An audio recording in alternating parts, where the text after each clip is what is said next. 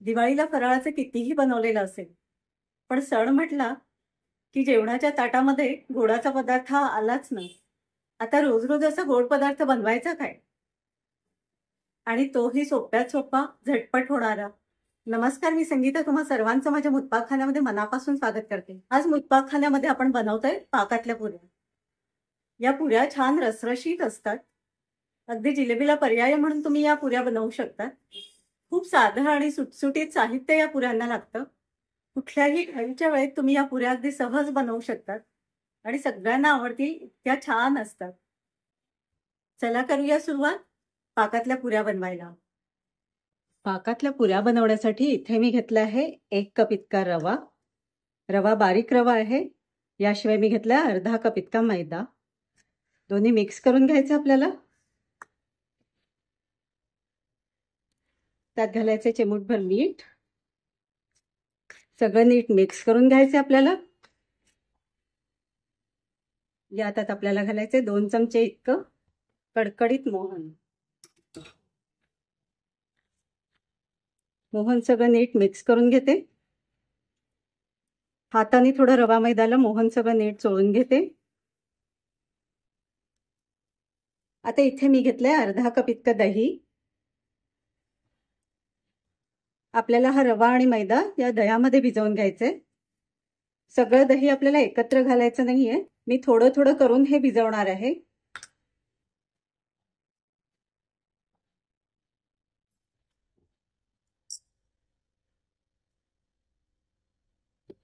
हा रवा आपल्याला खूप घट्ट भिजवायचा नाहीये.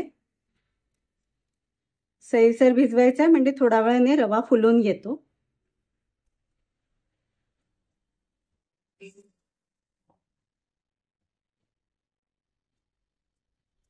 हा रवा बघा मी चपातीच्या पिठाला जितकं सैलसर लागतं तितकं सैलसर भिजवून घेतलंय.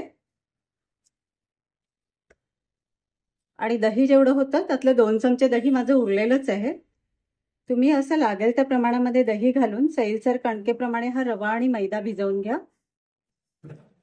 आता हा भिजवलेला मैदा आणि रवा आपण 15 ते 20 मिनिटांसाठी झाकून ठेवू, म्हणजे आपला रवा चांगला फुलून येईल. जोपर्यंत आपला रवा आणि मैदा भिजून तयार होतोय तोपर्यंत इथे एका पसरट कढईमध्ये मी 1 वाटी साखरेचा पाक बनवून घेते. आपल्याला 1 तारी साखरेचा पाक बनवून घ्यायचा आहे. 1 वाटी साखरेला मी अर्धा कप पेक्षा थोडं कमी पाणी घातलंय. आता आपण सतत हे हलवत राहू आणि पाण्याला उकळी आली की 1 तारी पाक बनवून घेऊ. साखर पाण्यामध्ये विरघळली आहे. यामध्ये मी थोडा केशरी रंग घालते. हा केशराचा रंग मी घरी बनवलेला आहे. रंगांचा व्हिडिओ मी ऑलरेडी अपलोड केलेला आहे. तुम्ही या पाकामध्ये 7 ते 8 केशराच्या काड्याही घालू शकता. केशर घातल्यामुळे पाकाला छान रंग येतो, त्यामुळे आपल्या पुऱ्याही दिसायला छान दिसतात. पाक तयार झालाय का हे चेक करून घेऊ आपण. हे बघा, याला हलका तार सुटतोय.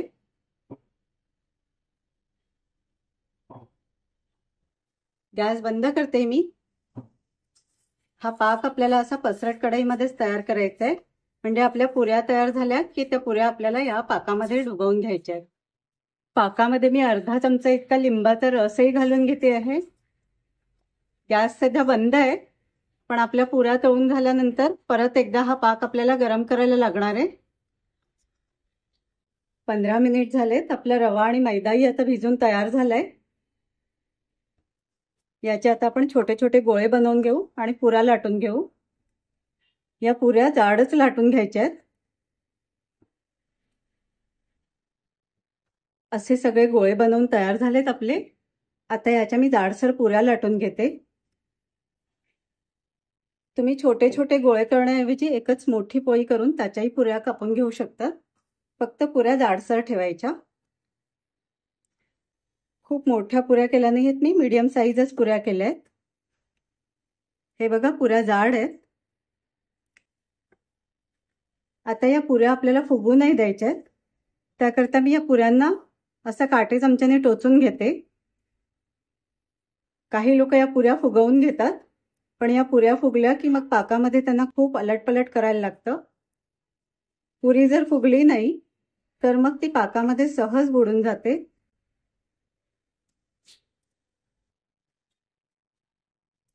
अशाच आता मी बाकीच्याही पुऱ्या लाटून घेते. पुऱ्या सगळ्या लाटून झाल्यात आपल्या.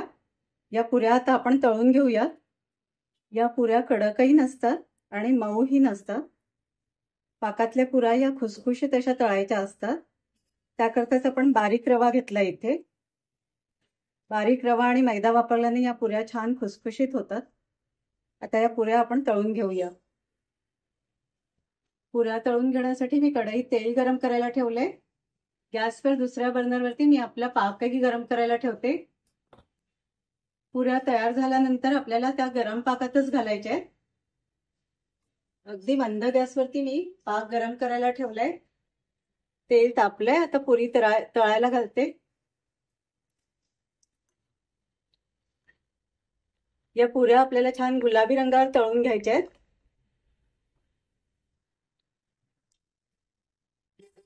पाकही गरम झालाय. मी पाकाखालचा गॅस आता बंद केलाय. पाक फक्त गरम करून घ्यायचंय. ही पुरी आता जोवर गरम आहे तोपर्यंतच मी हिला गरम पाकामध्ये घालते.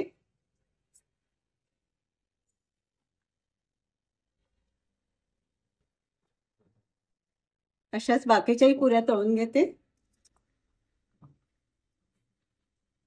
जशा जशा पुऱ्या तळून होतील तशा तशा लगेचच मी त्या पाकामध्ये घालणार आहे.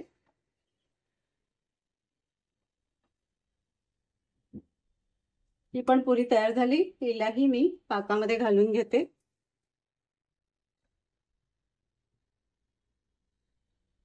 सगळ्या पुऱ्या अशाच मी तळून घेते आणि पाकामध्ये घालून घेते. या पुऱ्या तुम्ही तेलाऐवजी तुपामध्येही तळून घेऊ शकता. काही लोक या पुऱ्या तुपामध्येही तळतात. पुऱ्या बघा पाकामध्ये घालताना खालच्या पुऱ्या वर करून घ्यायच्या. नवीन तयार केलेली पुरी खाली पाकामध्ये घालायची आणि तिला पाकामध्ये नीट डुबवून घ्यायचे.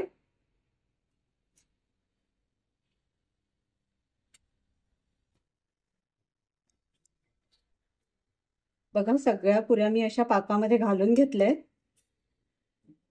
सगळ्या पुऱ्यांना पाक चांगला लागला पण आहे छान. या पुऱ्यांना मी आता असं एका प्लेटमध्ये असं अरेंज करून ठेवते. उभ्या उभ्या अरेंज करून ठेवायचे आपल्याला, म्हणजे जर एक्सेस काही पाक असेल तर तो गळून जातो.